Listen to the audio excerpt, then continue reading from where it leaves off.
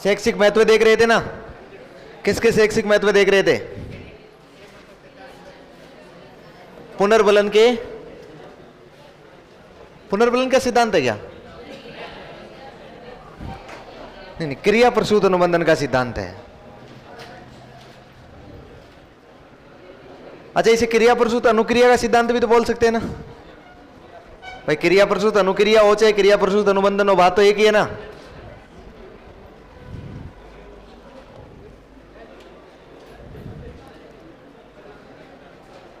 बताओ, देखिए क्रिया प्रसूत अनुबंधन का सिद्धांत किसने दिया है?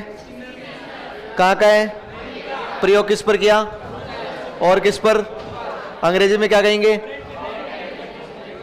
इसके उपनाम? बताओ देखिए, साधनात्मक अनुबंधन और नैमित्तिक क्या बोलेंगे? फिर सक्रिय, चलन, कार्यात्मक, क्रियात्मक, ऑपरेंट, कंडीशनल थ्योरी। फिर अनुक्रिया अनुबंधन का सिद्धांत, रेस्पॉन्स कंडीशनल थ्योरी। फिर अनुक्रिया उद्दीपक का सिद्धांत, रेस्पॉन्स स्टिमुलस थ्योरी। और फिर क्या बोल देंगे? RS theory. यहां तक की बात क्लियर? हाँ, ऐसे लिखो। ये कमेंट लिखते हैं फालतू में, ये नहीं समझ में यार, वो नहीं समझ में यार, कि सर आप बहुत अच्छा पढ़ाते हैं, आपको कोटि कोटि धन्यवाद, जुग जुग जीवो, और ऐसे लिखो आप। हाँ हैं? आप पुनर्बलन है ये। अब मैं भले आगे पुनर्बलन ये नहीं भी देने तो घंटे 2 घंटे तो माथा फोड़ी ज्यादा ही करूंगा। यही तो है सिद्धांत, यही तो कहता है। मुझे बताओ, इसका एक शैक्षिक महत्व आपके सामने निकल कर आ रहा है। क्या देना चाहिए? पुनर्बलन देने की सिफारिश यही कर रहा है कि नहीं कर रहा है? पुनर्बलन देना चाहिए, टुकड़ों में देना चाहिए, तुरंत देना चाहिए। 3 बात बता रहा है ये। पुनर्बलन को तुरंत दे, टुकड़ों में दे। देरी करने से इसका प्रभाव समाप्त हो जाएगा। यदि मैं अगली बात करूं तो मुझे ये बताओ, शिक्षा में हम लोग पुरस्कार देते हैं ना? पुरस्कार भी देते हैं ना शिक्षण प्रक्रिया में, दंड भी देते हैं ना? पहले कहीं नहीं था। ये स्किनर ने सीखा गया है। स्किनर ने कहा है कि बालकों को क्या दिया जाना चाहिए? पुरस्कार दिया जाना चाहिए। पुरस्कार क्या है? पुनर्बलन ही है। इसलिए हमारी शिक्षण अधिगम प्रक्रिया में जो पुरस्कार की व्यवस्था हुई है ना, और पुरस्कार के साथ हमने किसकी कर ली है? दंड की भी कर ली है। ये व्यवस्था किसकी देन है? स्किनर की देन है। अच्छा, एक सवाल पूछा गया, देखो कितना महत्वपूर्ण सवाल पूछा जा रहा है। और डीएसएसबी तो आपको पता आगे सोचती है हमसे, हम तो बाद में लेकर आते हैं उससे सवाल। डीएसएसबी ने एक सवाल पूछा कि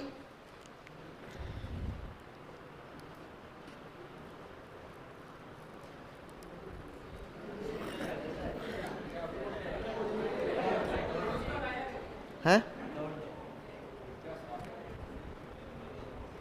वो क्या है कि मैं डिस्टर्ब हो जाता हूं इससे, तो मुझे लगता है कि यार ये देख लेना चाहिए। कमेंट सामने आ जाते हैं, सामने आएंगे तो फिर डिस्टर्ब तो होगा ही। रोको, नहीं सब अच्छा लिख रहे हैं, ये गलत कोई नहीं लिख रहे हैं। पुरस्कार और दंड हो गया। मैं कह रहा था कि एक सवाल पूछा, और सवाल की लैंग्वेज ये थी कि निम्न में से कौन सा अधिगम का सिद्धांत भारतीय दर्शन गीता पर आधारित है? क्या कोई सोच सकता है क्या?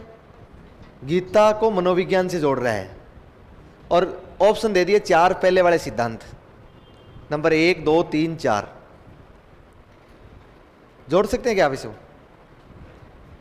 कैसे जुड़ जाएगा ये? गीता का मूल मंत्र है कर्म करते जाओ, फल की इच्छा मत करो। ये क्या कह रहा है? कर्म करते जाओ, फल की इच्छा मत करो। जरूरी नहीं है फल मिलेगा, नहीं मिलेगा। मुझे बताओ, ये बालकों को सक्रिय बनाता है कि नहीं बनाता है? सक्रिय बनाने का मतलब है बालकों को कर्म योगी बनाएगा कि नहीं बनाएगा? इसलिए भारतीय दर्शन किस पर आधारित होगा? ये गीता पर आधारित है। बालकों को सक्रिय बना रहा है, कर्म योगी। ये कह रहा है कि बालक, इस सिद्धांत से यदि आप बालकों को पढ़ाओगे ना, तो उसके बाद बालक हमेशा क्रिया करता रहेगा, क्रिया करता रहेगा, क्रिया करता रहेगा, रुकेगा ही नहीं, कर्म योगी बन जाएगा बालक। बात समझ पा रहे? और सक्रिय बन जाएगा बालक, हमेशा क्या रहेगा? सक्रिय बन जाएगा। लेकिन क्या देना पड़ेगा आपको? पुनर्बलन देना पड़ेगा। छोटे छोटे टुकड़ों के रूप में उसे क्या देते जाओ? पुनर्बलन देते जाओ। अच्छा, ये जो सिद्धांत है ना, इस सिद्धांत से एक नई प्रक्रिया सामने आई और वो है शेपिंग। क्या है ये? शेपिंग इंग्लिश का शब्द है। ये किसका शब्द है? शेपिंग। अच्छा, शेप यानी होता है आकृति। शेप यानी क्या होता है? आकृति। और इस शेपिंग को आकृतिकरण भी बोलते हैं, मतलब आकृति का निर्माण करना। मतलब क्या होता है? आकृतिकरण भी होता है। शेपिंग क्या होता है? शेपिंग कहते हैं कि ये पूछा गया सवाल है कि निम्न में से शेपिंग किसके द्वारा, कौन से सिद्धांत से संबंधित है? ये इसी सिद्धांत से है। ये कहते हैं कि वांछित अनुक्रिया को किसी पुनर्बलन के माध्यम से स्थापित करना। वांछित अनुक्रिया मतलब जिस अनुक्रिया को, जो अनुक्रिया इच्छा है आपकी, भाई ये अनुक्रिया करना बालक सीख जाए। यदि आप लगातार उस बालक को अनुक्रिया करवा रहे हैं, जैसे मान लीजिए आप एक बालक को कह रहे हैं कि बेटा तुझे दोहे याद करने हैं, उस बालक को आपने दोहे याद करवाने हैं, तो वो बालक को ज्यादा से ज्यादा दोहे याद करवाने हैं, तो आपने जैसे ही बालक ने एक दोहा याद किया, आपने पुनर्बलन दे दिया।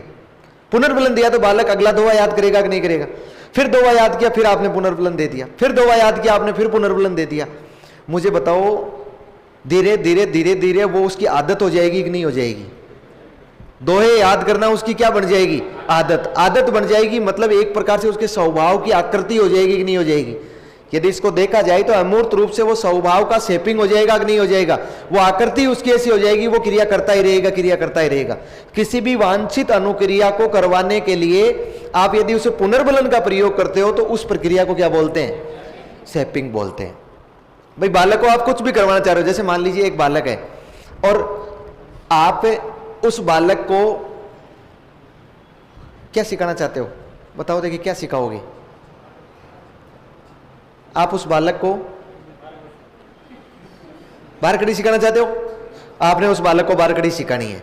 वो जैसे ही आपकी एक लाइन लिख के लाता है, आपने उसको पुनर्बलन दे दिया, तो बालक दूसरी लाइन लिखेगा, फिर पुनर्बलन दे दिया, फिर अगली लाइन लिखेगा, फिर पुनर्बलन दे दिया, फिर अगली लाइन लिखेगा। बताओ उसके स्वभावीकरण हो जाएगा कि नहीं हो जाएगा?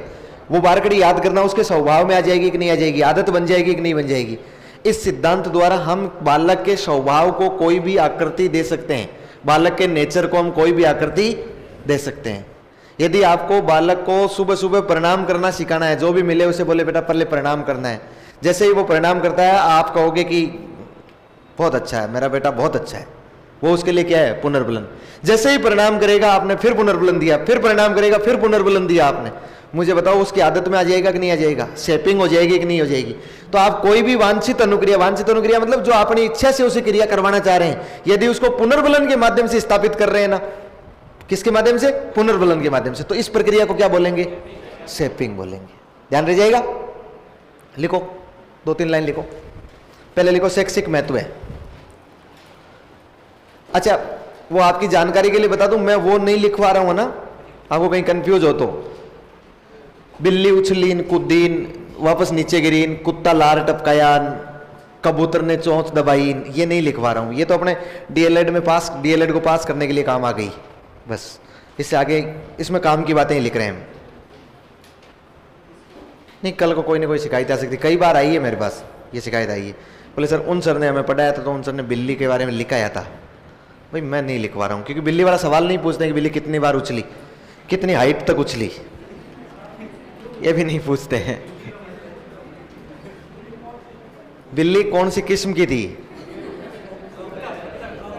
हैं? अच्छा, बिल्ली हाइब्रिड थी। लिखो, शैक्षिक महत्व में लिखो। इस सिद्धांत के अनुसार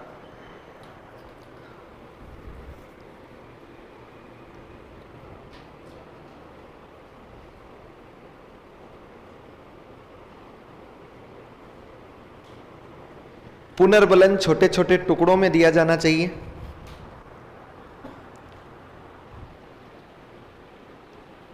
पुनर्बलन छोटे छोटे टुकड़ों में और तुरंत दिया जाना चाहिए।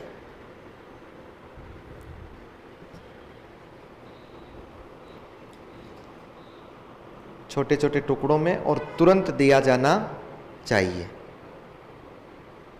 देरी करने से इसका प्रभाव समाप्त हो जाता है, देरी करने से इसका प्रभाव समाप्त हो जाता है।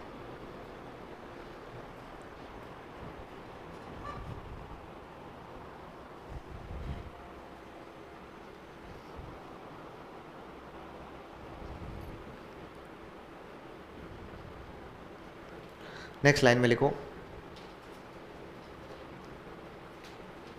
हमारी शिक्षण अधिगम प्रक्रिया में, हमारी शिक्षण अधिगम प्रक्रिया में पुरस्कार एवं दंड, हमारी शिक्षण अधिगम प्रक्रिया में पुरस्कार एवं दंड इसी सिद्धांत की देन है।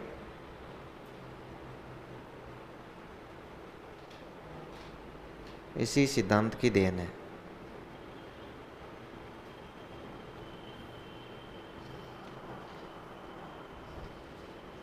नेक्स्ट लाइन में लिखो,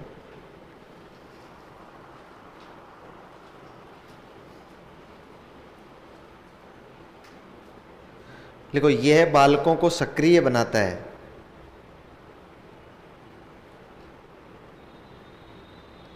सक्रिय बनाता है।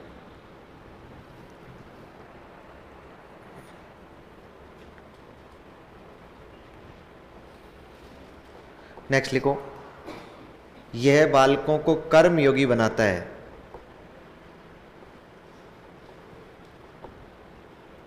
यह बालकों को कर्मयोगी बनाता है।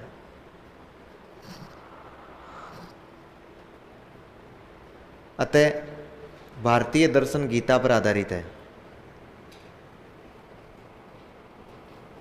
अतः भारतीय दर्शन गीता पर आधारित है।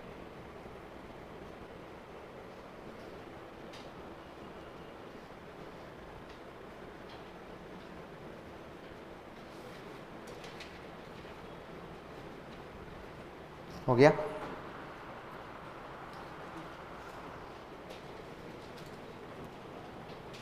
अच्छा मुझे बताओ, आदतों का निर्माण किया जा सकता है कि नहीं किया जा सकता है? किसके माध्यम से? पुनर्बलन के माध्यम से। उद्दीपक से नहीं किया जा रहा है, किससे किया जा रहा है? पुनर्बलन से। लिखो, इसके द्वारा पुनर्बलन के आधार पर, पुनर्बलन के आधार पर बालकों में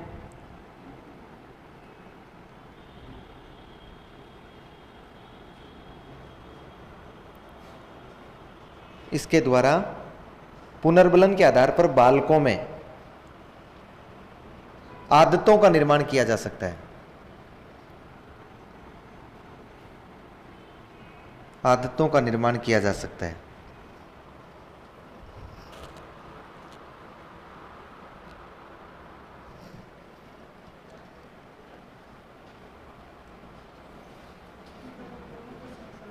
हैं? वो लिखवाऊं, एक लाइन और लिखो।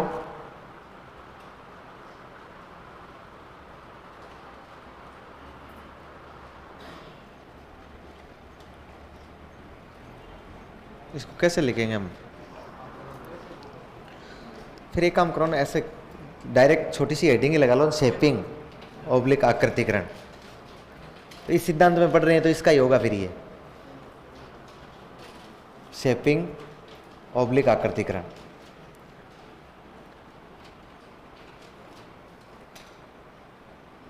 शेपिंग या आकृतिकरण। लिखो, यह एक ऐसी प्रक्रिया है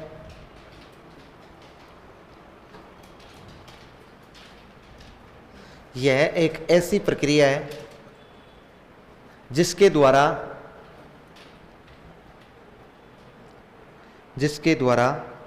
प्राणी में, जिसके द्वारा प्राणी में वांछित अनुक्रिया को, जिसके द्वारा प्राणी में वांछित अनुक्रिया को पुनर्बलन के आधार पर, पुनर्बलन के आधार पर प्रोत्साहित किया जाता है। पुनर्बलन के आधार पर प्रोत्साहित किया जाता है। प्रोत्साहित किया जाता है। बात समझ गए ना? एक प्रकार से आदत निर्माण ही यही है, स्वभाव निर्माण है उसका। किसके आधार पर प्रोत्साहित करते हैं हम लोग उसको? किसके आधार पर स्थापित करते हैं? पुनर्बलन के आधार पर करते हैं। ठीक है? क्या चेनिंग? हाँ, चेनिंग ही वही है। चेनिंग मतलब लगातार क्रियाएं करते जाना। क्रियाओं की चेन जुड़ रही थी कि नहीं जुड़ रही थी? लगातार क्रिया कर रहा था कि नहीं कर रहा था? हाँ, शेपिंग और चेनिंग भी हो जाएगा, मतलब श्रृंखलाबद्ध करना। कार्यों को श्रृंखलाबद्ध करेगा कि नहीं करेगा? एक के बाद एक चेनिंग हो जाएगा। चलिए, एक स्किनर ने एक किताब लिखी। स्किनर ने एक किताब लिखी, कौन सी लिखी? कभी नाम सुना?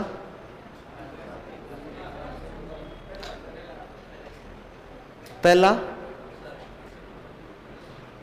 काला अक्षर, पहला अक्षर बताऊं? पहला अक्षर है द, THE। उसके आगे टी।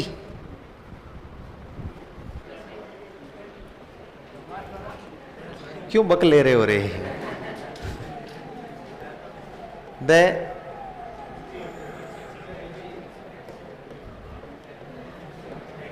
Technology of teaching. किसकी तकनीकी? शिक्षण की तकनीकियां बताई इसने। शिक्षण की तकनीकी मतलब पढ़ाने का तरीका। पढ़ाने का तरीका मतलब शिक्षण विधियां। देखो कितना अच्छा आदमी है, क्या बता रहा है ये? द टेक्नोलॉजी ऑफ टीचिंग नामक बुक लिख रहा है, और उसमें कि बालक को कैसे पढ़ाना चाहिए, बालक को कैसे पढ़ाना चाहिए और कौन सी तकनीकी काम में लेनी चाहिए। The technology of teaching.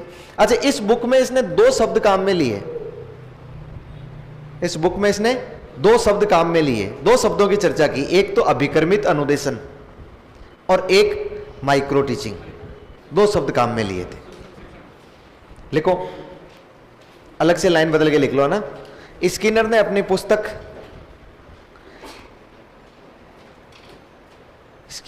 पुस्तक the technology of teaching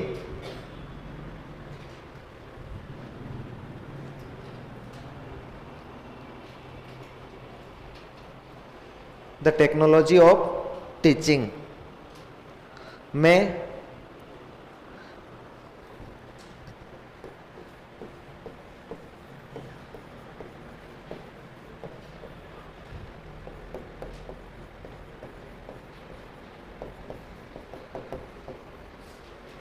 programmed instruction. The technology of teaching में प्रोग्राम्ड इंस्ट्रक्शन,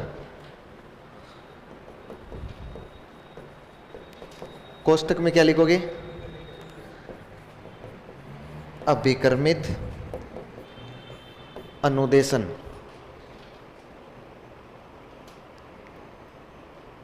एवं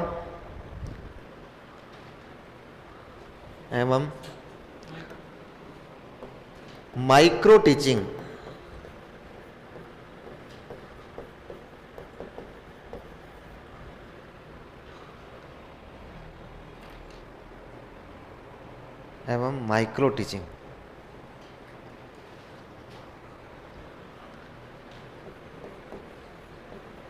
मतलब सूक्ष्म शिक्षण।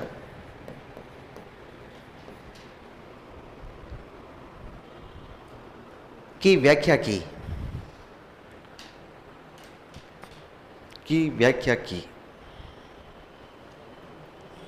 अच्छा, बता सकते हैं कि माइक्रो टीचिंग क्या होती है? बता सकते हैं माइक्रो टीचिंग? ये बात मैं पुलिस वालों से पूछता ना, पटवारियों से पूछता, तो मुझे वो जवाब नहीं मिलता, तो मुझे कोई दुख नहीं होता।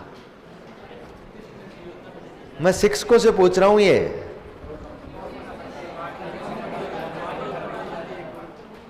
क्या करना? लघु पाठ योजना, जिसे माइक्रो टीचिंग बोलते हैं। और कोई आपके काम आई है क्या कभी? कहाँ काम आई है? डीएलएड में आई है ना, शिक्षण करवाते समय। कहाँ उपयोग किया इसका? इंटर्नशिप के दौरान किया, कॉलेज में ही कर लिया? कॉलेज में ही। देखो मैं बताऊं, आपका जो लेसन प्लान होता है ना, वो 35 मिनट का या 40 मिनट का बताया होगा आपको। उस लेसन प्लान के अलग अलग टुकड़े होते हैं कि नहीं होते हैं? जैसे प्रस्तावना कौशल पूछोगे, पहले एक प्रस्तावना प्रश्न पूछेंगे, फिर उसके बाद में वो थोड़ी व्याख्या करेंगे, फिर विकासात्मक प्रश्न बनाएंगे। अलग अलग होते हैं कि नहीं होते हैं? उस 35 मिनट की कालांश को छोटे छोटे टुकड़ों में बांटना इसलिए बांटते हैं क्योंकि प्रत्येक प्रकार का स्किल अलग होता है। प्रस्तावना का कौशल अलग होता है, व्याख्या का कौशल अलग होता है, विकासात्मक का कौशल अलग होता है। कौशल ही तो है ना, वो एक प्रकार से स्किल ही तो है आपका। स्किल तो समझ रहे हैं ना? दक्षता, दक्षता ये तो है ना एक प्रकार से आपकी कंपेटेंसी है वो। अच्छा, स्किल है आपका, ये मान लीजिए आपकी वो दक्षता है, लेकिन उन सब दक्षताओं में अंतर एक नहीं है। प्रस्तावना प्रश्न का कौशल अलग होना चाहिए, व्याख्यान कौशल आपका अलग होना चाहिए, विकासात्मक प्रश्नों का कौशल अलग होना चाहिए, सबका अलग अलग कौशल होना चाहिए। अब ये अपना स्किनर पहुंच गया बीएड कॉलेजों में, और इसने उन मास्टरों को बताया जो बीएड में पढ़ा रहे थे या डीएलएड कॉलेजों में पढ़ा रहे थे। उन्होंने कहा रहे ये जो छोरे मास्टर बनने आ रहे हैं ना आपके पास, इनको सभी कौशल एक साथ याद मत करवाओ, नहीं याद नहीं होगा। पहले एक कौशल तैयार करवाओ। क्या करवाओ? एक कौशल तैयार करवाओ, और एक कौशल तैयार हो जाए ना उसके बाद अगला कौशल में लाओ, फिर अगला कौशल तैयार हो जाए तो उसके अगले कौशल पर जाओ। मुझे आप एक बात बताइए, आपको एक कौशल तैयार हो गया, जब तक आपका प्रस्तावना कौशल तैयार नहीं होता आपको बार बार क्या पढ़ाना पड़ता? 5 मिनट आप सामने आए, आपने प्रस्तावना कौशल पूछा, पीछे बैठा होता टीचर, एक बार में ठीक नहीं हुआ, दोबारा ठीक नहीं हुआ, तीसरी बार ठीक नहीं हुआ, चौथी बार। मुझे एक बात बताओ, जब 5 बार या 6 बार या 7 बार में आपने प्रस्तावना कौशल सीख लिया तो टीचर ने कहा अगला कौशल पढ़ा। मुझे बताओ, वो जो अगला कौशल आपको दिया गया वो पिछले कौशल के लिए पुनर्बलन था कि नहीं था? भाई वो एक पुनर्बलन एक नहीं है, क्योंकि आप आगे बढ़ चुके हैं एक स्टेप। उसी क्लास में कुछ लोग थे जिन्होंने 10 बार पढ़ा दिया था, फिर भी अगला कौशल नहीं मिला। कुछ लोगों को 3 बार में अगला कौशल मिल गया। इसका मतलब अगला कौशल आपको देना पुनर्बलन का काम करेगा। किसी भी विषय वस्तु को छोटे छोटे खंडों में बांटकर पढ़ाना सूक्ष्म शिक्षण कहलाता है। क्या होता है? मतलब प्रत्येक कौशल को अलग अलग खंड में बांटकर पढ़ाना क्या कहलाता है? सूक्ष्म शिक्षण कहलाता है। इतनी सी कहानी थी, कोई बड़ी कहानी नहीं थी। लिख लो एक लाइन, सूक्ष्म शिक्षण।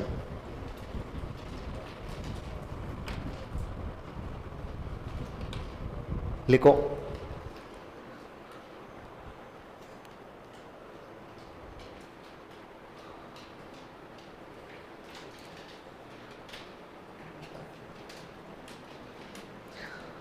शिक्षण के दौरान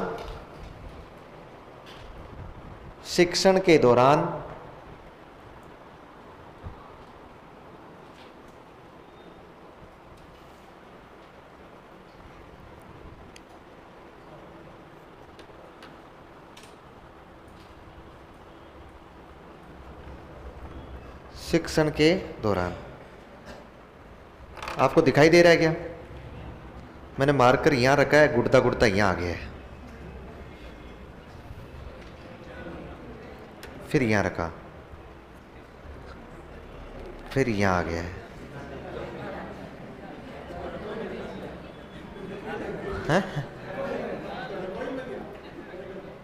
नहीं दिखा?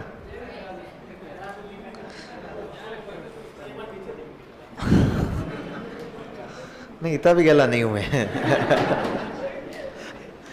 अरे लिखवाना क्या है, सोचो। शिक्षण के दौरान कौशलों को, स्किल्स, शिक्षण के दौरान कौशलों को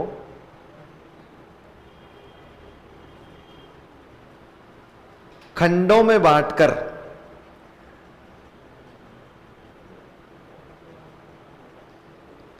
पूरा करवाना, पूरा करवाना। आपको पता है, इसीलिए तो मैं मनोविज्ञान पढ़ाने के लिए आरएस के बैच में नहीं जाता हूं, यही कारण है। और इसीलिए मैंने कभी आरएस का एग्जाम नहीं दिया। इसका कारण ये है कि मैं ढंग से लिख नहीं पाता हूं।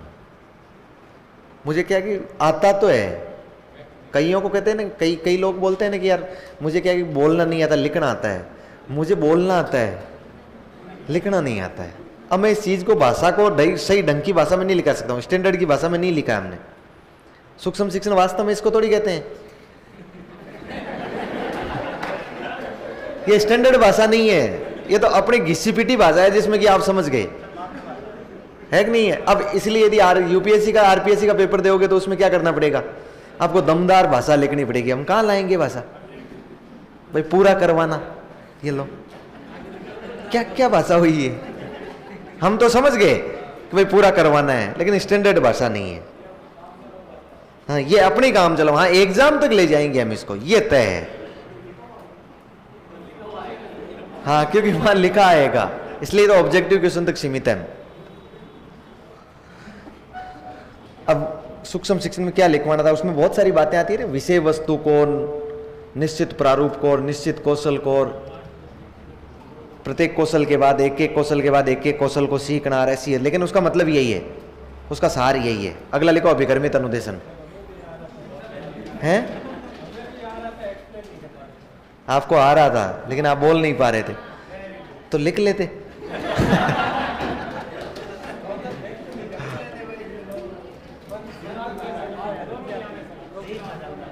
आपको आंतरिक आता है ना, बाहर नहीं आता है। लिखो, दूसरा लिखो, अभिकर्मित अनुदेशन।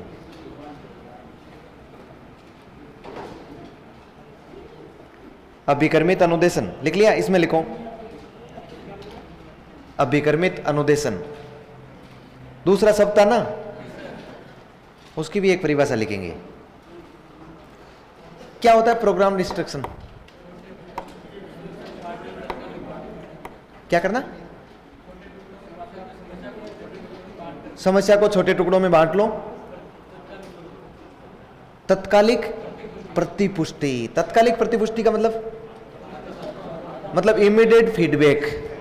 इमीडिएट मतलब तुरंत, और फीडबैक मतलब पुनर्बलन।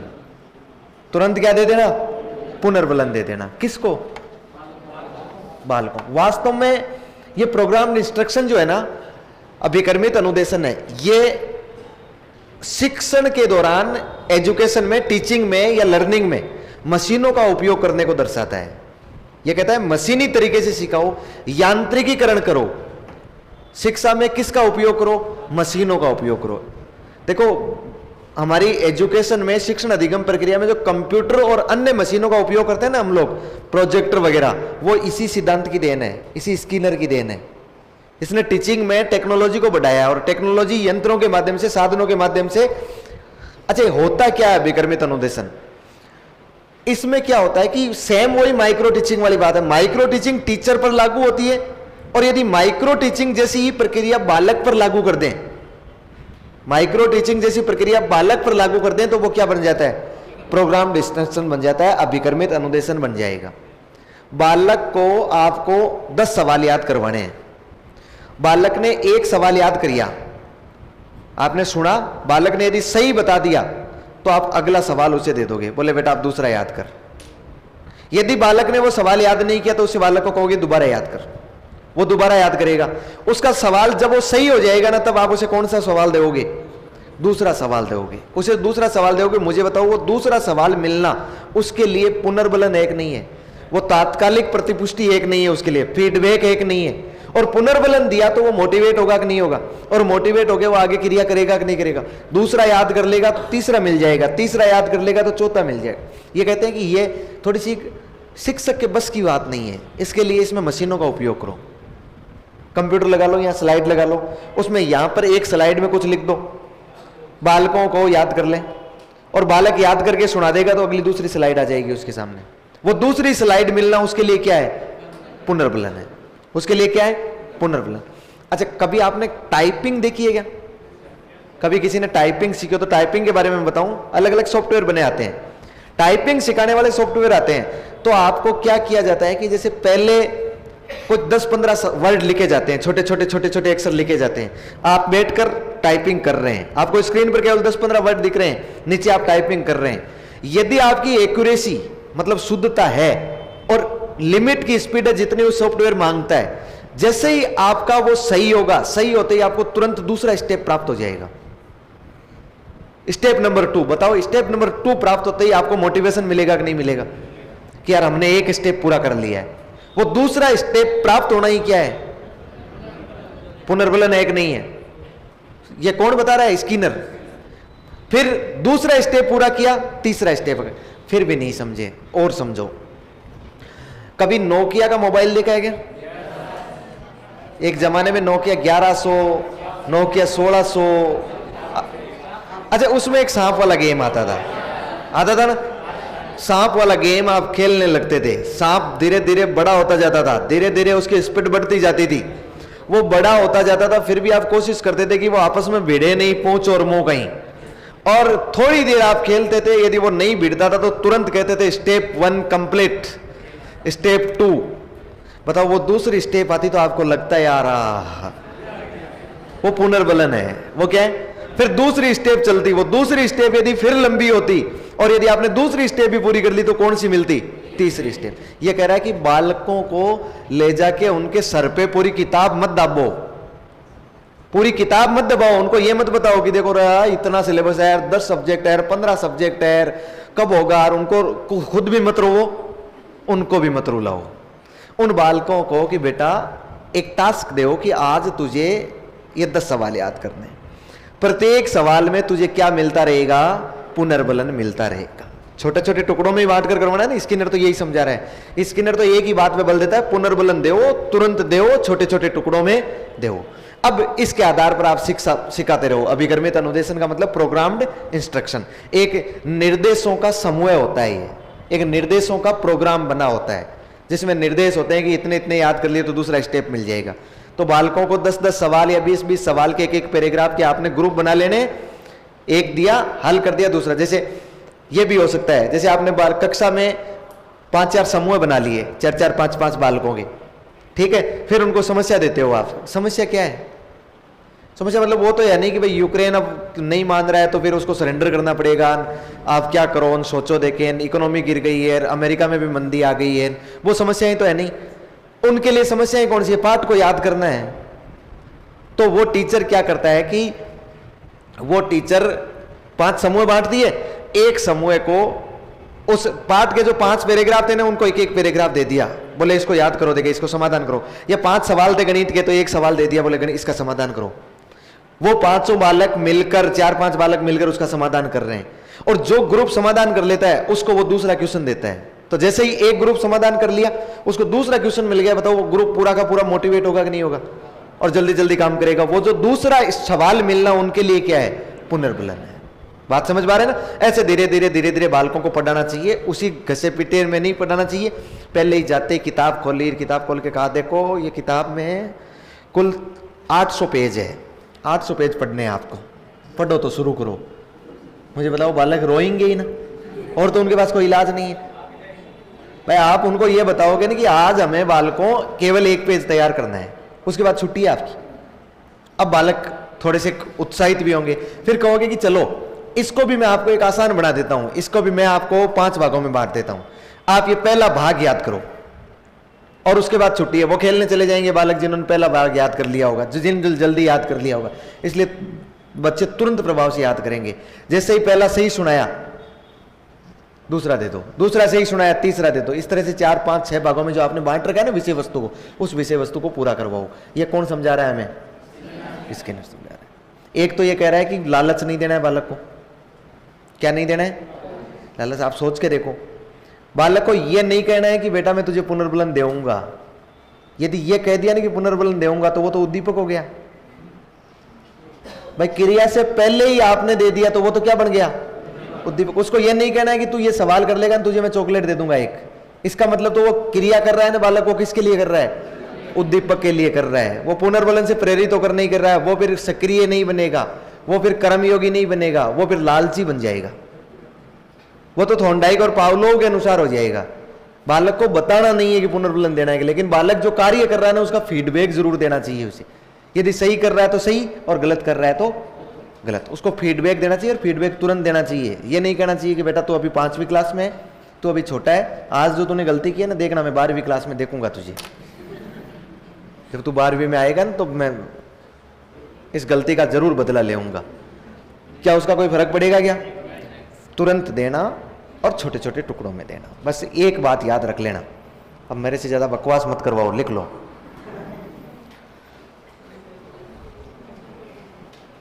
लिखो, अभिकर्मित अनुदेशन में लिखो, लिखो विषय वस्तु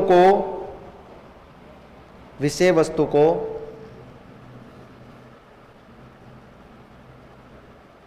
छोटे छोटे फ्रेम में बांटकर, फ्रेम समझते हैं ना, विषय वस्तु को छोटे छोटे फ्रेम में बांटकर बालकों को याद करवाने का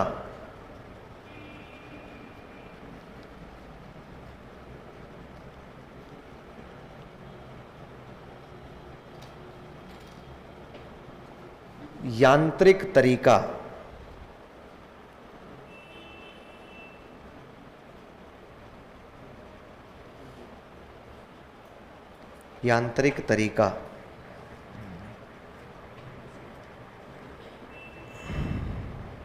क्या लिखोगे? क्या लिखा है? विषय वस्तु को छोटे छोटे फ्रेम में बांटकर बालकों को याद करवाने का यांत्रिक तरीका, कोमा लगा के लिखो, जिसमें प्रत्येक अगला फ्रेम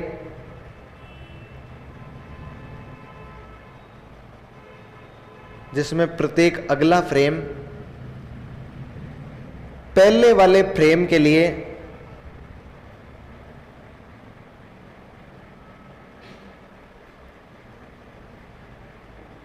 पुनर्बलन का कार्य करता है, कोमा अभिकर्मित अनुदेशन कहलाता है।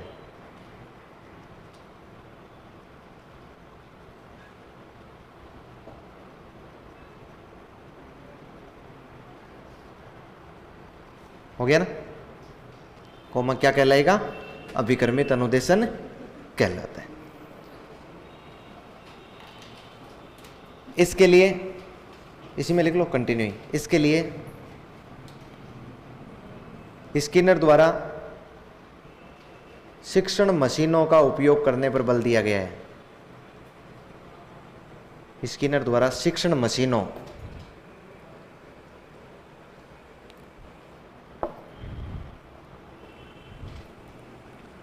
का उपयोग करने पर बल दिया गया है।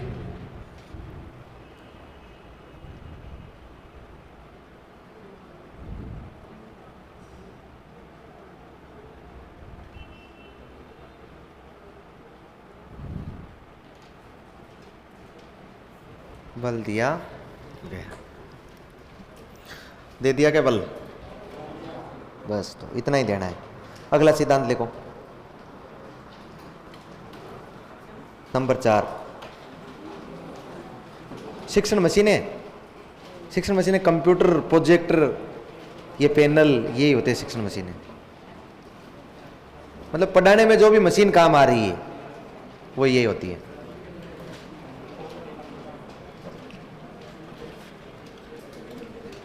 लिखो, देखिए अगला सिद्धांत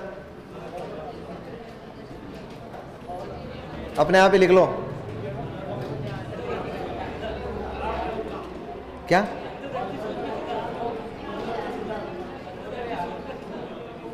अगला सिद्धांत कौन सा? यार सुनाई क्यों नहीं दे रहा? मैं इतना जोर से बोल रहा हूं, सबको सुनाई दे रहा है और तेरा मुझे ही सुनाई नहीं दे रहा है। बोल जोर से। हाँ, हल्का सिद्धांत क्यों लिखना है? क्यों लिखना है हल्का सिद्धांत? ये कौन है? ये कौन है? ये कौन है? ये कौन है? तो किसका लिखना है? कोहलर का सिद्धांत लिखना। लिखो।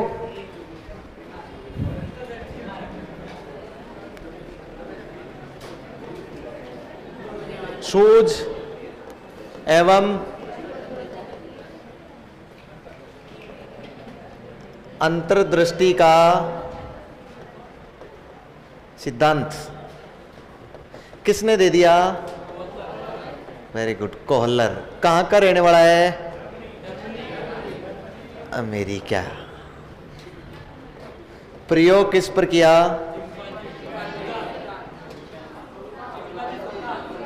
वेरी गुड, प्रयोग किया चिंपांजी पर।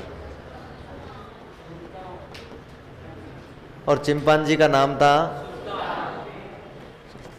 अच्छा एक बात बताऊं आपको, आपने अनुबंधन 2 प्रकार का लिखा था क्या? लिखा था? कहां लिखा था? निकालो देखिए उसे। अनुबंधन 2 प्रकार का। पहला कौन सा था? S type. दूसरा कौन सा था? R type. उस आर टाइप में उदाहरण नहीं लिखा था ना? उसके उदाहरण में लिखो, कबूतर या चूहे द्वारा स्किनर बॉक्स में लीवर दबाना।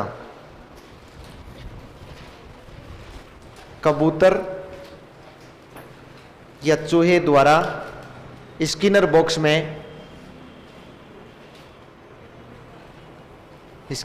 में लीवर दबाना। लीवर दबाना।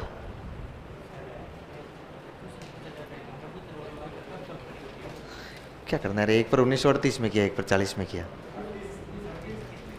कबूतर पर क्या करना है? रहने दो, नहीं पूछते हैं। मैं तो सोच रहा हूं कम से कम लिखाऊं ताकि याद हो जाए। उलझना नहीं है क्या? कबूतर या चूहे द्वारा स्किनर बॉक्स में, कबूतर या चूहे द्वारा स्किनर बॉक्स में लीवर दबाना। चूहे पर 1938 में किया था? पता नहीं यार। एक तो 1938 में प्रयोग हुआ था, एक 1940 में हुआ था। हाँ 43 में। लिखो ही मत, लिखो ही मत। कहां पूछा है? मॉडल पेपर में पूछा है। हाँ, मॉडल पेपर का कोई मायना नहीं है। मनोविज्ञान में मॉडल पेपर का तो बिल्कुल मायना नहीं है। हाँ, हिलोरा क्यों आता नहीं है? कैसे बनाए हम क्वेश्चन? वो आता है सीधा, वो लिखा रहता है 1943 में किसके पर किया और 1940 में किस पर किया, और वो लिखा रहता है। वही बना सकते हैं क्वेश्चन, इससे ज्यादा क्या बनाए हम?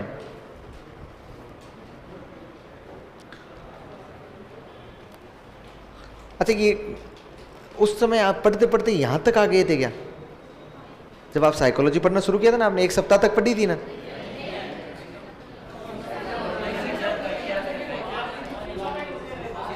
शिक्षा मनोविज्ञान, शिक्षा। तो फिर आपको इतनी सारी बातें कैसे आती है? आप तो कह रहे हो हम पहली बार पढ़ रहे हैं, कभी मनोविज्ञान पढ़ा ही नहीं। पहली बार नहीं है, हैं? अच्छा, किस किस ने पहले मनोविज्ञान पढ़ रखा है? अरे क्या बात कर रहे हो तुम तो। 2nd ग्रेड वाले बैच में मैंने हाथ खड़ा करवाया सुबह, एक ने भी नहीं किया। और नहीं, वो तो जानते भी नहीं है। सही भी बात है। मुझे ऐसा लगता है कि यार वो बैच पता नहीं कहां से आ गया। वो सब भूल-भुलैया है, कुछ भी नहीं आता है, कुछ भी। मस्तिष्क में कुछ भी बता दो ना उनको। मैं कहूं ना कि चिंपांजी क्या होता है, उनको कहूं ना चिंपांजी भैं होता है, वो लिख ले। हाँ, इतने लोगों ने मनोविज्ञान पढ़ रखा है, दिक्कत तो नहीं आ रही है। देखो, मनोविज्ञान में हमेशा दिक्कत आती है। एक आदमी से पढ़ोगे फिर दूसरे से पढ़ोगे तो बहुत दिक्कत आती है। चीजों को बहुत मैनेज करना पड़ता है, हैं? उदाहरण समझ में आ रहे हैं ना? बस समझ में आना चाहिए। ये बहुत दुविधा होती है भाई, एक आदमी से पढ़ के दूसरे आदमी से पढ़ते हो तो शैली मनोविज्ञान की बहुत मुश्किल हो जाती है। फिर लिखो, वो लीवर दबाने वाला सीख गए ना? बिना किसी प्रकार के उद्दीपक के कारण भी चूहा लीवर दबा रहा है और उसे अनुबंधित स्थापित कर रहा है, अनुबंधन स्थापित कर रहा है। मतलब किस प्रकार का अनुबंधन होगा? क्रिया प्रसूत टाइप का अनुबंधन बन जाएगा। सूझ एवं अंतर्दृष्टि,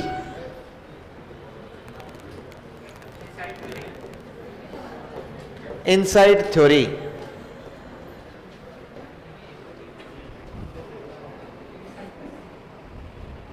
इनसाइड थ्योरी लिखो।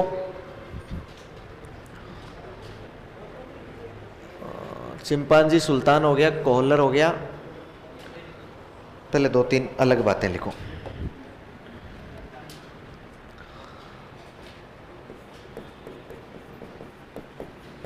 अच्छा, गेस्टाल्टवाद का प्रवर्तक कौन है? वेरी गुड, लिखना है ना। प्रवर्तक मैक्स वर्तिमैन। गेस्टाल्टवाद का प्रयोगकर्ता कौन है?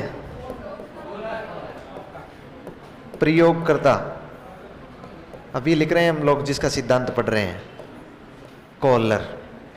अच्छा, इस गेस्टाल्टवाद का या इस प्रयोगकर्ता का मुख्य सहयोगी कौन है? मुख्य सहयोगी कोपका। कोपता नहीं है, क्या है? कोपका। क्या होता है कोपता? कोपता कड़ी का होता है, गोल गोल बेसन का होता है। खाया है क्या कभी कोपता? वैसे आजकल जमाना बदल गया, नहीं तो पहले बारात में नाश्ता देते थे ना।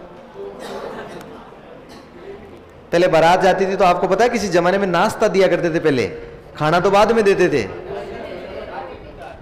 पहले देते थे नाश्ता, और फिर थोड़ी देर बाद में खाने के लिए तो इंतजार करना पड़ता था। बोले बारात आ जाओ, खाना खाने के लिए आ जाओ, जिमने के लिए आ जाओ। तो बारात इंतजार करती रहती थी, कब जिमाए न कब जिमाए, कब जिमाए, क्योंकि पहले लोगों के पास टाइम तो होता नहीं था, सॉरी काम होता नहीं था, टाइम ज्यादा होता था। वो बस एक बार जिमने के लिए पूरा दिन बर्बाद कर सकते थे। यदि उनको खाना खिला देना, पूरा दिन बर्बाद करते। वो समय की वैल्यू नहीं समझते थे, इसलिए पीछे थे हमारे बुजुर्ग। आजकल वाले लोग इतने आगे हो गए क्योंकि वो वैल्यू नहीं समझते हैं किसकी? समय की। वो सोचते हैं यार खाना जरूरी नहीं है, काम जरूरी है। तो पहले दिया करते थे कोफ्ता, बारात में वो नाश्ते में कोफ्ता निश्चित आता था। बाकी चीजें दोबारा मिले कि नहीं मिले, कोफ्ता बेचारा दोबारा मिलता था, उसको सस्ता बरता जाता था, क्योंकि बच जाते थे। क्या करते थे? उनका दे दिए जाते। ये कोफ्ता नहीं है, कोप का है। क्या कोप? मेरी बारात में नहीं, तब तक क्रेज खत्म हो गया था। वो नाश्ते वास्ते वाला क्रेज खत्म, टाइम ही नहीं रहता लोगों के पास। टाइम है कहाँ?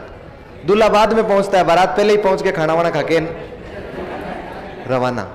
नहीं, ये होने लग गया वास्तव। देखो मारवाड़ में तो अभी भी नाश्ते वास्ते वाला प्रचलन है। हम क्या है कि शेखावाटी के टच में आ गए, इसलिए समस्या ये हो गई कि यदि नाश्ता कर देना तो खाना कोई खाए ही नहीं, ऐसा कैसे पड़ा रह जाए खाना। लोगों के पास टाइम नहीं है, वक्त नहीं है। विवाह में जाते हैं ना, बारात में ज्यादा से ज्यादा 15 मिनट रुकते हैं। पहले जमाना होता 2-2 दिन तक अगले की छाती पर टिके रहते थे, 2 दिन तक है। नहीं, 2 दिन भाई, 2 साल वो तो एक कोइंसिडेंट है। 2 दिन तो होता ही था ना। फिर उनको अलग अलग दी जाती थी शाम को, फिर सुबह उठते ही फिर भुरकी रोटी अलग दी जाती थी। नाम सुना है कि कोई? बाड़मेर क्षेत्र में दी जाती है भुरकी रोटी। सुबह सुबह जब बारात, पहले तो आ गई सुबह, अब आजकल तो क्या बारात शाम को चलाने लग गए। पहले सुबह आती थी, सुबह जल्दी उठ के काम तो होता नहीं था, और काम होता भी तो ये सोचते हैं कि यार एक टाइम घर का अनाज बच जाए, इसलिए सुबह 7 बजे ही बारात रवाना कर देते थे, अगले के 9 बजे पहुंच ही जाते थे। और फिर 9 बजे सुबह 5 बजे उठा हुआ, फिर उन ऊँट गाड़ियों में चला हुआ, गया हुआ, और 2 घंटे 3 घंटे तक का सफर किया हुआ। भयंकर भूख लगी हुई, बीच में कोई नाश्ते वास्ते स्विगी वाले नहीं थे, जोमेटो वाले। अब वो फिर वहां पर अब अगले के अगला देता नाश्ता, तो फिर अगले के किड़का के पड़ते थे जैसे कोई डाकी पड़ रहे हैं वैसे। दूसरे दिन सुबह उठते थे ना, उठते नाश्ता जो होता था ना उसको बुरकी रोटी कहते थे। बुरकी रोटी का मतलब केवल रोटी और घी, और साथ में गड़, जिसे क्या कहते हैं आप, गुड़ होता है ना, उसको चूर चूर के न उसमें घी डाल डाल के, ये भुरकी रोटी होती थी। मुझे ऐसे प्रोग्रामों में गया हूं मैं तो मुझे पता है, अच्छा घी वो वैसे डालते हैं। हाँ, हम लोग इतना घी अनाप शनाप, जैसे पूरा परिवार 1 महीने तक खाए ना, उतना घी एक आदमी की थाली में डाल देते हैं। ये लो, ये 2 दिन तक बारात वहीं पर उसके अगले के रहा करती थी। ये धरना दे दिया जाता था उसके जाके। किसके चक्कर में? खाने के चक्कर में। काम है नहीं, उत्पादन कुछ करना नहीं है, बैठे रहना है, बस 2 ही काम करने हैं, एक तो अगले के रोटी खानी, एक जनसंख्या बढ़ाना, इसके अलावा कोई काम है ही नहीं। ये रियल है। ये पता नहीं आप कैसे होंगे, लेकिन मुझे इस बात का पता है। पहले वाले ये बुजुर्ग झूठा कहते हैं कि जमाना अच्छा था, बहुत बहुत बुरा जमाना था, अब वाला जमाना अच्छा है। गोल्डन एज, गोल्डन पीरियड है कि नहीं है? तो ये अपने तो यहाँ आ जाओ वापस, कहने तो डोगरे नाराज हो जाएंगे फालतू में हैं। जय हो। मैंने इनके बारे में नहीं कहा है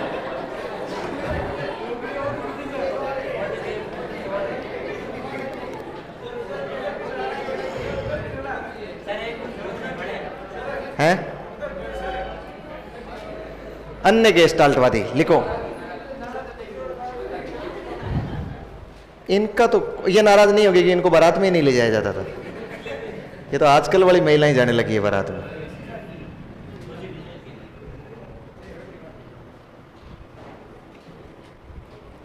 अन्य गेस्टाल्टवादी कौन है? Kurt Lewin. ये बात अलग है भाई, है ना? ये 4 फैक्ट लिखवाए हैं मैंने आपको।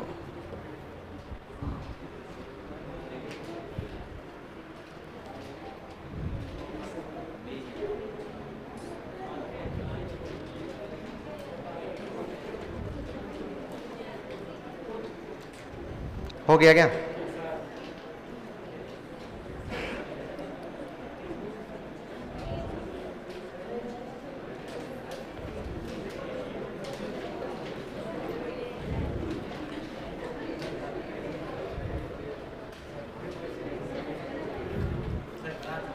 उपनाम है क्या? कहाँ खो गए? मैं उन्होंने क्या गलत याद दिलवा दिया बीच में मुझे। हाँ, अब मुझे मेरी शादी याद दिलवा दी। अब मैं पता नहीं कहाँ खो गया हूँ। मैं मस्ती से चल रहा हूँ अभी, तो तोरण पे जा रहा हूँ कितने साल हो गए? अभी थोड़े दिनों पहले मैंने 10वीं सालगिरह बनाई है। क्या अच्छी बात है क्या?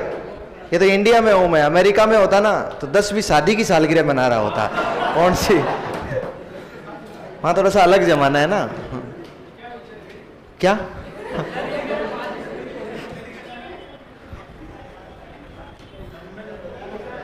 चलिए लिखिए आप लोग तो ना। मैं तो इस बात से खुश हूं, कम से कम 10 साल तो हुए।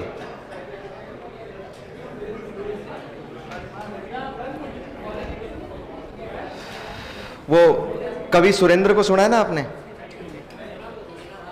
कवि सुन लिया करो, कुछ जमाने में पढ़ाई के अलावा और भी बहुत सारी चीजें हैं। वो नहीं, वो मतलब हमेशा जो भी डायलॉग देते हैं, जो भी कविताएं लिखते हैं ना, वो पत्नी पर लिखते हैं, पति पत्नी पर लिखते हैं, पति पर लिखा करते हैं। वो सुरेंद्र, अब तो वो बूढ़े हो चुके हैं, लेकिन फिर भी उनके डायलॉग बहुत प्रसिद्ध रहते हैं, उनकी कविताएं बहुत प्रसिद्ध रहती है। वही कहते हैं, ऐसी बातें यही बताते हैं कि वो पति और पत्नी के मध्य क्या होता है। बोले पति और पत्नी में कभी भी मतलब बनती नहीं है, मतलब समझौता से चलता है रिश्ता। हमेशा रिश्ता किससे चलता है? समझौता। ऐसा वो कहते हैं। वो कहते हैं कि मतलब पत्नी हमेशा एक ही बात की धमकी देती है कि मैं तो बच्चों की वजह से टिकी हुई हूं, वरना अब तक छोड़ छाड़ के कब की निकल लेती। हमेशा एक ही धमकी देती है। फिर वो कहते हैं कि मैं मेरी शादी को 25 साल हो गए और मेरे बच्चे भी नौकरी वोकरी लग गए। तो मैंने एक दिन पत्नी को कहा, मैंने कहा अब तो बच्चे समझदार हो गए, अब तो निकल ले। बोले पति और पत्नी 2 रेल के पहियों की तरह हैं, ना कभी मिलते हैं ना कभी बिछड़ते हैं। भाई मिलते नहीं है दोनों। और जो बोगी है ना, बच्चे वो बोगी बनकर उन दोनों को जकड़े हुए रहते हैं ना कभी दूर जाने देते हैं ना पास आने देते हैं। ये लो रे, तुम तो मर जाओ, तुम मर जाओ।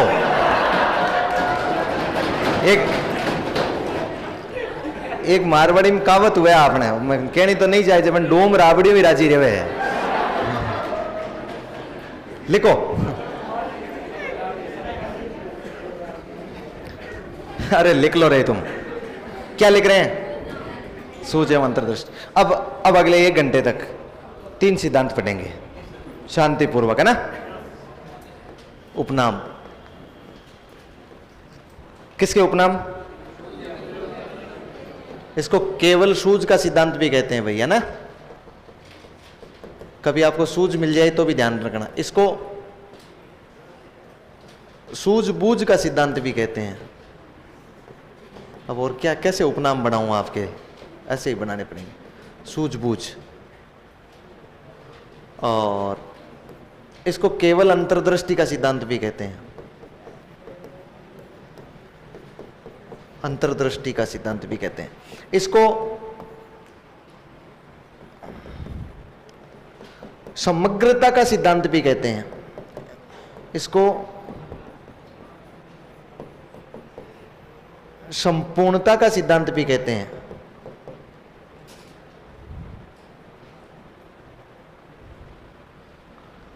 संपूर्णता का सिद्धांत भी कहते हैं। सूझ का सिद्धांत, सूझबूझ और अंतर्दृष्टि को हमेशा इंग्लिश में क्या लिखा हुआ मिलेगा? Insight theory.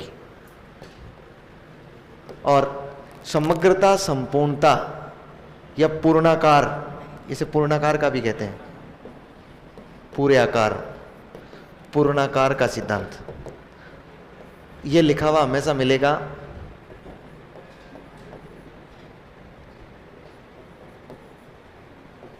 Gestalt theory. ये लो, या तो इसे गेस्टाल्ट थ्योरी कहेंगे या इनसाइट थ्योरी कहेंगे। गेस्टाल्ट थ्योरी या इनसाइट थ्योरी।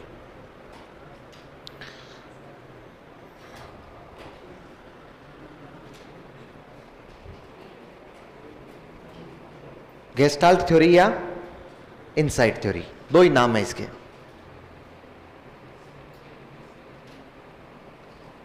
हो गया। उन्होंने ने, कॉलर ने किताब भी लिखी थी, इसलिए वो किताब का नाम भी लिख लेना। कॉलर साहब ने एक किताब लिखी थी और वो किताब थी गेस्टाल्ट साइकोलॉजी। कैसे लिखेंगे? Gestalt psychology.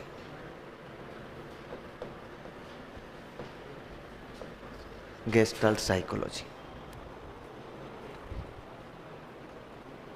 Gestalt psychology. प्रयोग 1913 से शायद 18 के मध्य हुए थे, कैनरी द्वीप पर किए थे। चिंपांजी के साथ किए थे कैनरी द्वीप पर।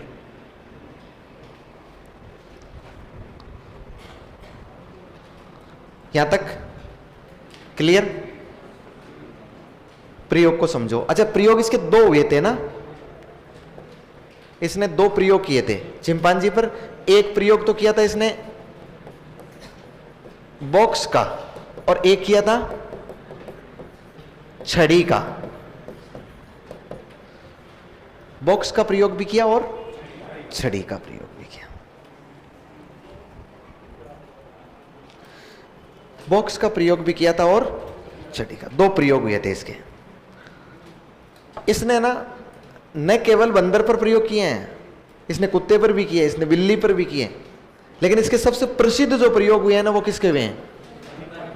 वो बंदर पर प्रयोग हुए, मतलब चिंपांजी पर हुए हैं। और चिंपांजी, बहुत सारे बंदरों पर इसने प्रयोग किए, उनमें से यही बंदर समझदार निकला, जिसका नाम इसने क्या रख दिया? सुल्तान रख दिया। बहुत सारे बंदरों पर इसने प्रयोग किए थे। क्या प्रयोग किया था?